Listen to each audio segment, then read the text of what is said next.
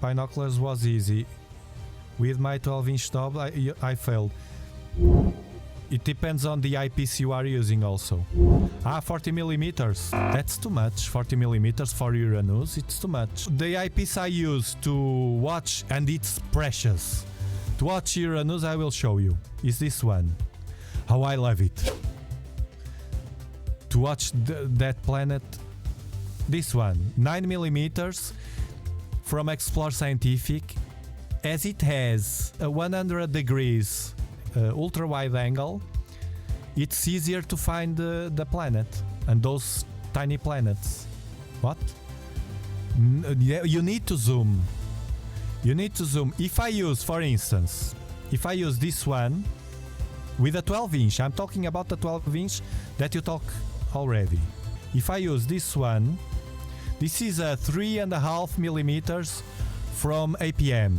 Also has, actually it has more wide angle. It has 110 degrees.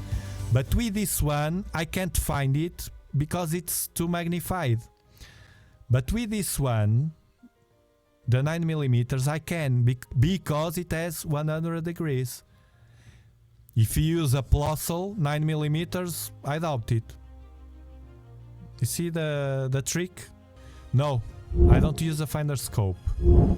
I use only that eyepiece. I watched the application, Sky Safari. I use the application to watch the stars, near stars.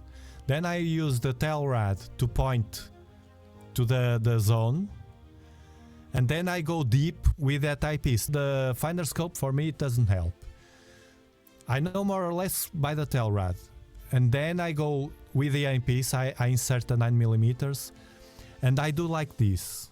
You see, like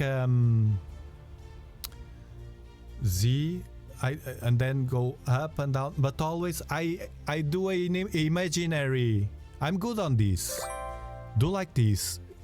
You know the area. Do an imaginary rectangle or square in your head.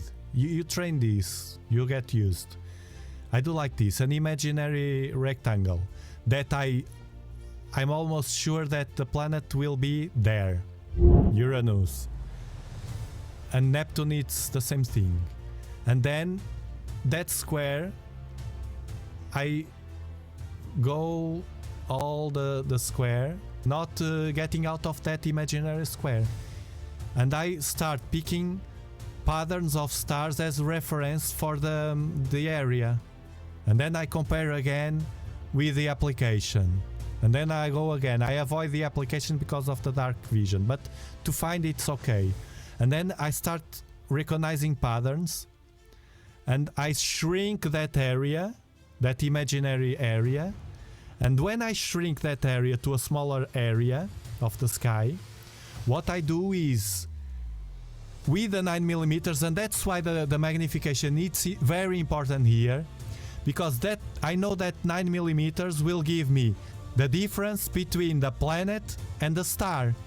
Because if you look quickly to the area, the imaginary area, you will think everything is a star. The planet is there, you will pass through the planet and you will see it as a star. You have to go star by star in that small area now. Star by star, stop that star. Go to another star and stop. Go to another star and stop. Stop a bit and look and think. Is this a star or is this the planet? And when you have the luck to stop at the planet and you are thinking, is this a star or is this the planet?